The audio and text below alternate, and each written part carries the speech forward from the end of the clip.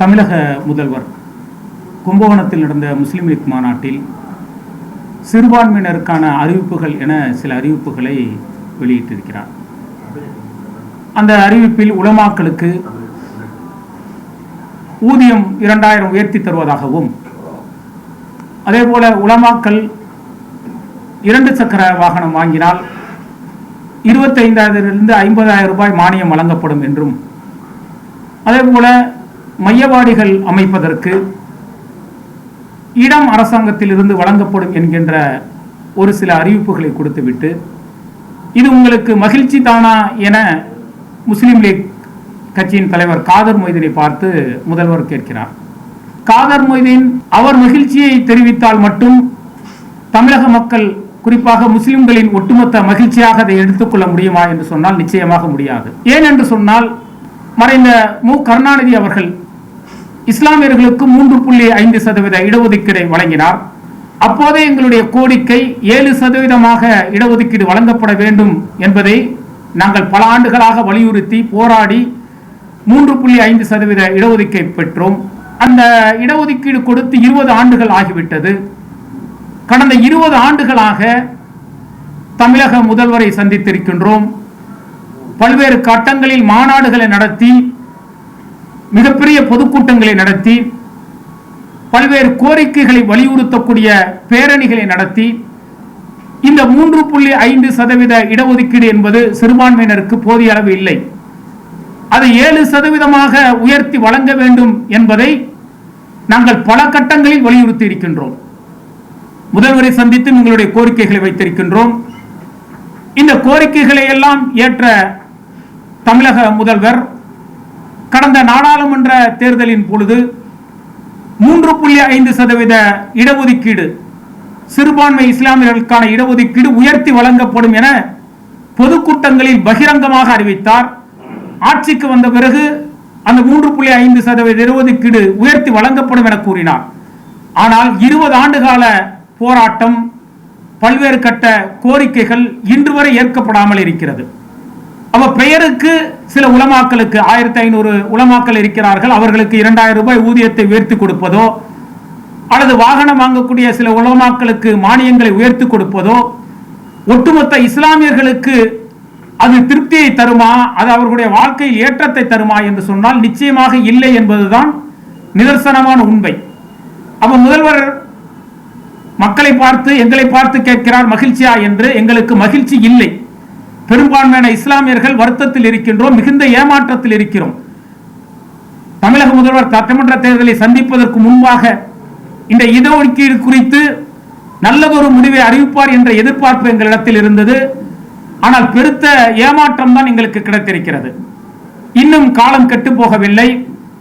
இன்னும் தேர்தல் அறிவிப்பதற்கு 1 மாத காலம் இருக்கிறது. அதற்குள் இந்த 3.5% இடஒதுக்கீடை தமிழக முதல்வர் உயர்த்தி வழங்க வேண்டும் என்பதை இந்த நேரத்தில் வலியுறுத்தி கேட்டுக்கொள்கின்றோம்.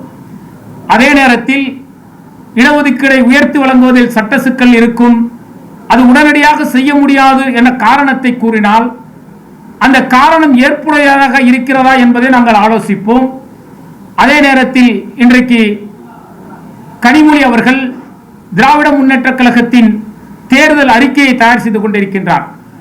இந்த நேரத்தில் அவருடைய கவனத்திற்கும் எங்களுடைய கோரிக்கை என்னவென்று சொன்னால், இந்த 3.5% இடஒதுக்கீடை உயர்த்தி வழங்க வேண்டும் என்பது 20 ஆண்டு கால கோரிக்கை, போராட்டம். இதை கவனத்தில் கொண்டு அந்த தேர்தல் அறிக்கையிலாவது நிச்சயம் இது குறித்து இடம்பெறும் என்கின்ற நம்பிக்கை எங்களுக்கு இருக்கிறது. முஸ்லீம் லீக் மட்டும் தமிழகத்தில் இருக்கக்கூடிய ஒட்டுமொத்த இஸ்லாமியர்களின் அங்கீகரிக்கப்பட்ட அமைப்பு கிடையாது. தமிழகத்தில் மிகப்பெரிய அளவில் உறுப்பினர்களை கொண்ட, மிகப்பெரிய அளவிற்கு மக்கள் சக்தியை கொண்ட ஒரு இயக்கம் தமிழ்நாடு தௌஹீத் ஜமாத். தமிழ்நாடு தௌஹீத் ஜமாத் சமுதாய நலனுக்காக, மக்கள் நலனுக்காக செயல்படக்கூடிய இயக்கம் என்பதை மக்கள் அறிவார்கள். நாங்கள் கோரிக்கையாக வைப்பது இடஒதுக்கீடு உயர்த்தி வழங்க வேண்டும் என்பதைத்தான். அதைத்தான் தமிழக முதல்வருக்கு மீண்டும் மீண்டும் நாங்கள் கோரிக்கையாக வைக்கின்றோம். நேரடியாக உங்களை சந்தித்து மனு கொடுத்திருக்கின்றோம். உங்களுடைய நிர்வாகத்தில் இருக்கக்கூடிய அமைச்சர்களை சந்தித்து மனு கொடுத்திருக்கின்றோம். மாநாடுகளிலும் பொதுக்கூட்டங்களிலும் தீர்மானத்தை நிறைவேற்றியிருக்கின்றோம்.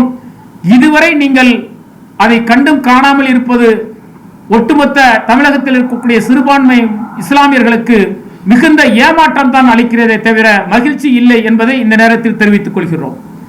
அதே போல 3.5% இடஒதுக்கீட்டை நீங்கள் வழங்கினீர்கள்.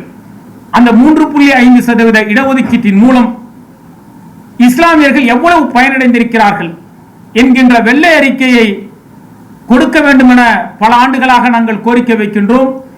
அதையும் நீங்கள் கவனித்து வெள்ளை அறிக்கையை வெளியிட வேண்டும் என்பதையும் இந்த நேரத்தில் நாங்கள் வலியுறுத்தி கேட்டுக்கொள்கின்றோம். 3.5% இடஒதுக்கீடு நீங்கள் வழங்கியதற்காக 2 நாடாளுமன்ற தேர்தலில் வாக்களித்து உங்களை வெற்றி பெற செய்திருக்கின்றோம். சட்டமன்ற தேர்தலில் வாக்களித்து மிகப்பெரிய வெற்றியை உங்களுக்கு நாங்கள் வழங்கி இருக்கின்றோம். இந்த வரக்கூடிய சட்டமன்ற தேர்தலில் மீண்டும் நீங்கள் வெற்றி பெற்று தமிழக முதல்வராக ஆக வேண்டும், திராவிட முன்னேற்ற கழகம் ஆட்சி அமைக்க வேண்டும் என்று சொன்னால் சிறுபான்மையினருடைய வாக்கு என்பது மிக மிக அவசியமானது என்பதை நீங்கள் உணர்வீர்கள். இன்றைக்கு கருத்து கணிப்புகள் புள்ளி விவரங்கள் சொல்கின்றன. 60க்கும் மேற்பட்ட சட்டமன்ற தொகுதிகளில் வெற்றி வாய்ப்பு என்பது சொற்ப ஓட்டுகளில் தான் இருக்கும் என்பதை இன்றைக்கு தெல்ல தெளிவாக கருத்து கணிப்புகள் சொல்கின்றன.